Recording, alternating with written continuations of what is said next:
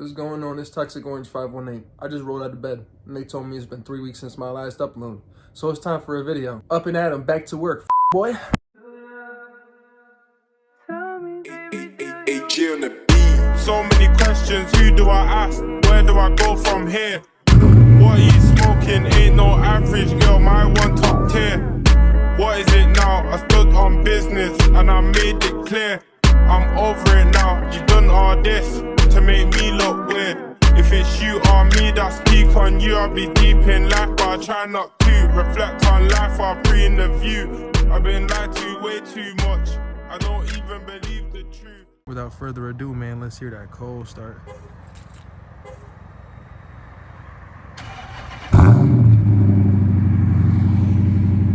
What's going on, you guys? You seen that intro, you seen that cold start, you already know what time it is. It's time to get into the new video. Today's video is the 5 things I dislike the most about my Dodge Charger. If you haven't seen the 5 things I love the most about my Charger, go back to the video. Probably link that bit in the description. You know, fuck around and watch that one too, but stay tuned for this one. Go watch that one after this if you ain't seen that one yet. You already know what's going on. We're gonna get into the video, so just tap in, strap in, we going. So the first thing I'd have to say I dislike the most about this Charger has got to be this Uconnect system. Now, everything works great with this system until it doesn't. There's a known problem with the Bluetooth Uconnect module. So what will happen is you'll get in, you'll pair your phone, and it will have a hard time pairing afterward. Now, the thing I've noticed that does help this problem is making your phone a favorite. Making your phone a favorite throughout the Bluetooth will help it a little bit. I've had problems where I favorited my device. I get in, it doesn't connect. But at the end of the day, you know, it's a cheaper car. Everything works for the most part, but this has got to be a big problem that I think a lot of other owners agree with. I've known a lot of people who have these cars and the Uconnect is just always a problem of some sort. So make you want to just go like that, you feel me? But whatever the case may be, man, this is the Uconnect system, and this would be the first thing I dislike the most about my Dodge Charger RT. Let's get into number 2. Catch you over there for that one. All right, second thing I dislike most about this Charger RT is the materials, man. The materials and the build quality. Heavy on the build quality. The materials are decent, you know what I mean? Like, we got little leather inserts on the door here, but it's mostly this elephant print plastic. We got some like metal plastic kind of thing. I don't know, it's probably plastic, but it looked like it's metal. But we got a whole lot of this elephant print pretty much everywhere. You got it here on the wheel, here on the door. Got it by the window switches. You got it up here on the dash. Got the elephant print on its side right here, center console. Basically, it's a lot of elephant print and a lot of cheap plastic in this car, which does lead to some cracks, rattles, squeaks, and things like that. You know, if we just,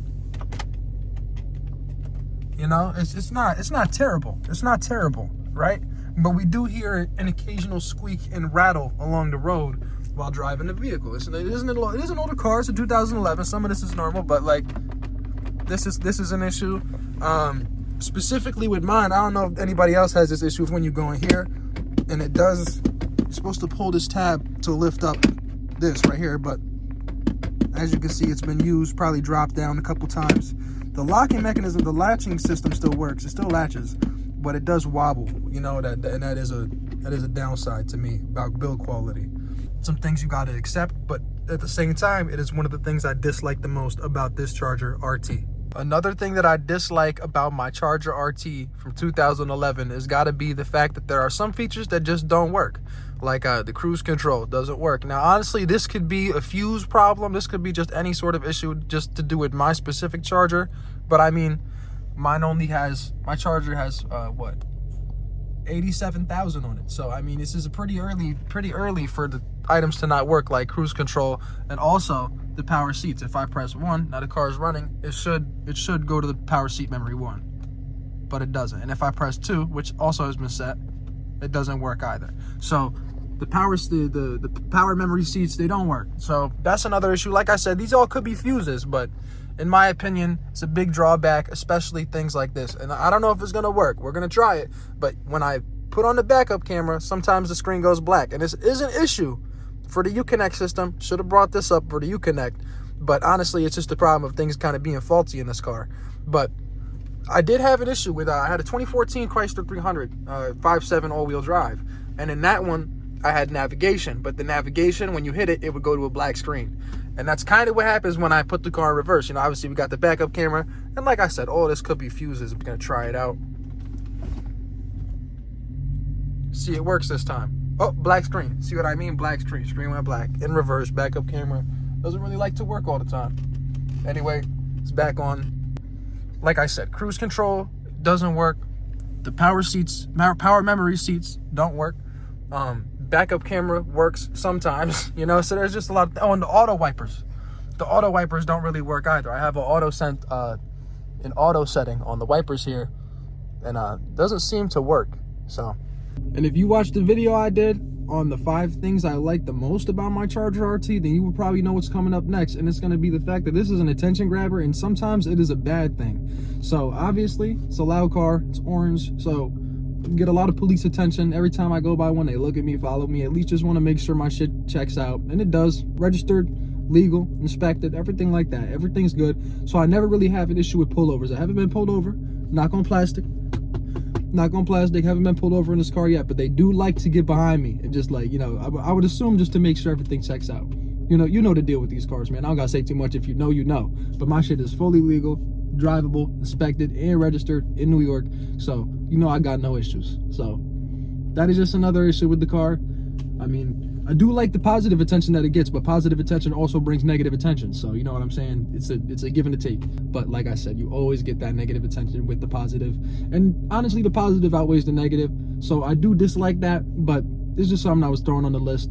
Told you I would do it last time, so I did it. And the last issue I have with this car has got to be the ride quality and the overall steering and handling of the vehicle. Now, it's not bad considering what it is and the price that you pay and the power that you get. But like I said, for me coming from a 2013 or a 2014 Chrysler 300C, steering's a little bit more wishy-washy. There's a lot of play in the steering. It's not as accurate as you think it would be for a sports car. However, I don't really think that this is a sports car. I know it's classified as that, but I don't think it is. You know, we keep up with regular traffic in these things, man. We keep, nowadays, you know, one of them 2-liter turbo Honda Accords with a little tune on it would blow this thing out the water here. So I don't really consider this a sports car, but at the end of the day, it is a nice car. It makes a good sound, has good power, nice passing power for the highway. Not enough to get you into some shit like a Hellcat would, but just enough to actually, you know, give you what you want. It fulfills my needs. But at the same time, the steering could be a little better, and the ride quality could be a little better. It's very, it's very boaty, but at the same time, it's very aggressive and a very rough ride. I'm not gonna lie, it's not nothing too great. It's not rough in the sense that it's sporty rough. It's just kind of a rough ride. But like I said, considering the price, considering the power, and considering what you get for this car, it's beyond worth it. But yeah, at the end of the day, man, those were the 5 things that I disliked the most about my Dodge Charger RT from 2011. This has been Toxic Orange 518. And with that being said, I'm going to catch y'all in the next video. Y'all have a good day. Y'all be safe. Peace.